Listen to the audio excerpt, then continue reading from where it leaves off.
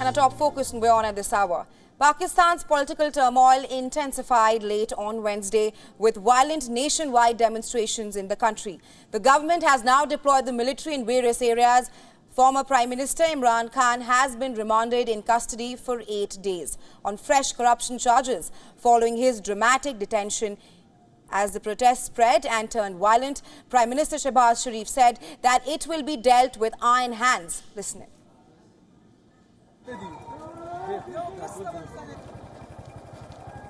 कानून की हुक्मरानी का मतलब यही है कि आप कानून और अदालत में अपने हकूक की जंग लड़ें। सरकारी व निजी इमलाक को नुकसान पहुंचाना कतई दहशतगर्दाना अमल है, बल्कि ये संगीन मुल्क दुश्मनी है। यहाँ पर मैं इन दहशतगर्दों और मुल्क दुश्मन अनासर को खबरदार करता हूँ कि वो इन मुल्क दुश्मन सरगर्मियों से फिलफौर बाज आ जाएं, वरना कानून हाथ में लेने वाले शरपसंदों को आनी हाथों से निमटा जाएगा और आइन और कानून के मुताबिक उनको करार वाक़ई सजा मिलेगी। The security situation in Pakistan has been tense for the past 36 hours. Ever since Imran Khan was arrested on Tuesday night, there have been bouts of violence and vandalism in multiple parts of the country. Khan's arrest is in connection with the Al-Qadir Trust case. The row is over a piece of land worth $530 million.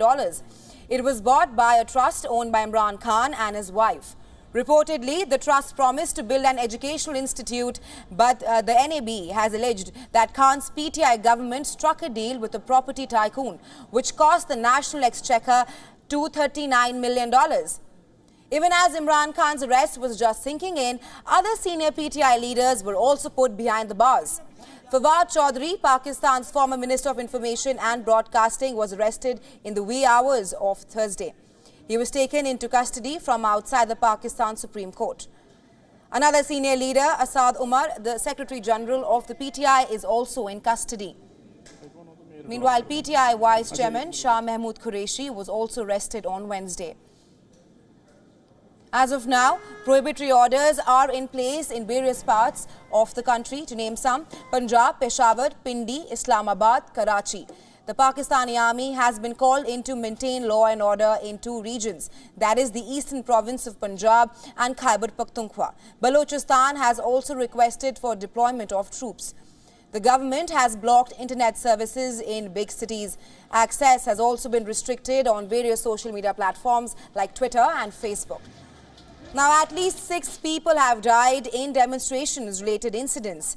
The police officials and hospitals reported that 1 person died from smoke inhalation after a multi-story building was set on fire in Lahore. According to experts, the escalating political crisis and security situation in Pakistan could erode its chances of securing a loan from the IMF, something which is much needed to escape the economic turmoil plaguing the country at the moment.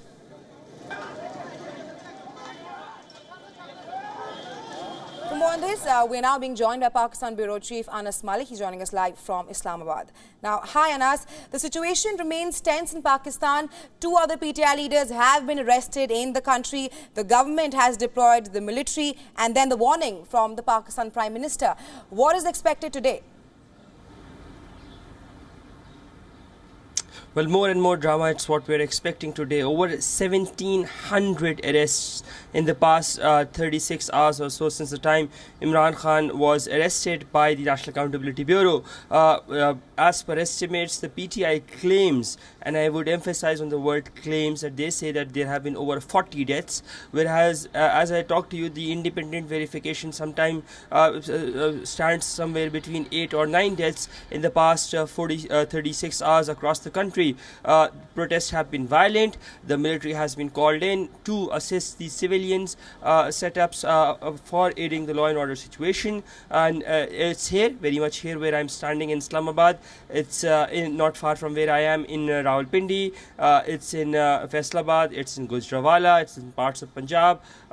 Section 144 has been imposed across the various provinces. For instance, in the entire province of Sindh is under under Section 144 that bars the assembly of 4 or more people. So largely speaking, we're looking at this crackdown of sorts that would likely to continue on the Pakistan Tehreek-e-Insaf, which comes in the backdrop of 2 significant statements. One from the military yesterday that said that whatever the objectives have been of the PTI, it's something that they've done that even the enemies of the state have not been able to do the past 75 years. And secondly, the statement by the Prime Minister in his address to the nation, where he referred to the Pakistan Tehreek-e-Insaf as terrorists. I think that is the highlight, and in light of that, these arrests of prominent PTI leaders have been taking place. You mentioned that late last night, Fawad Chaudhry, the former information minister who was seeking refuge inside the Supreme Court, he and his team of lawyers claim that he had a protective bail until the 12th of May.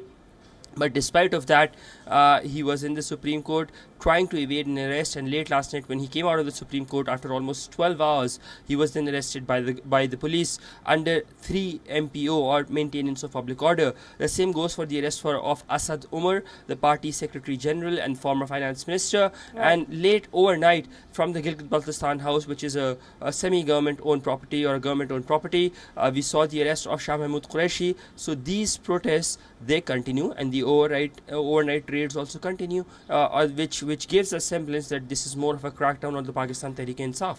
Rahisha? Right, and just to add to that, the Pakistan Army did call it a black day for the country. But Anas, help us understand that there is a growing conception that the Pakistan military keeps on intervening in the politics in the country. How true are these claims, and what is your take on it? Well, they have been true in the past, at least. The military has been a political reality. You start from the 90s, you get to the 2000s, IJI, the formation of governments, the formation of the coalition government, Musharraf's takeover, and so on and so forth. But in the past 15 years, we've seen that there has been, if not direct but indirect interventions, and the latest most being where the military claims that it has had its lesson was when it had decided to bring on Imran Khan and harp on him, but that ended up in being a disaster. So and Pakistan's reality is that it is looked at from the dimension or the prism of a security state. So for a security state, I think the military's intervention is necessary, and it goes both ways. It's interlinked or intertwined for the civilians to back on the military for the resources that it has, and for the powerful might it enjoys, and for the military to bank on or to harp on the civilians, or to put the money on the right horse, so that it could be beneficial for both of them. That being said, I think in the past 2 years or so, since this government particularly took over, the military's role has been, and they have time and again reiterated that they are there on the not on the driving seat but on the back seat. Right. They are, quote, neutrals. They have nothing to do with what is happening politically, and that is the reason we saw that hard-hitting statement coming in from the military yesterday, where it said that it had nothing to do with Imran Khan's arrest, but with what followed or what ensued after Imran Khan's arrest, especially the attacks on military cantonments, was deplorable, and that was crossing that red line. And that is the reason, I believe, that the military had to indirectly step in, and then the civilian admins deemed it necessary that because of the powers that the military has in terms of resources, in terms of manpower, and in terms of the goodwill that it enjoys on the roads, therefore it would be much more appropriate to deploy the military in aid of civilians, so that the situation can be brought considerably under control. And rightly so, because overnight there has been sort of an operation, as it's being dubbed at, in parts of Lahore and parts of Islamabad, and there has been major clearance that has been done from the roads that were occupied by PTI protesters, which the same roads which the police could not help clear in the past 36 hours or so. Rahisha? Right. We'll, of course, have to wait and watch how things pan out in Pakistan later today. But thank you so much for joining us in WION, Anas, and sharing your insights with us. Thanks very much.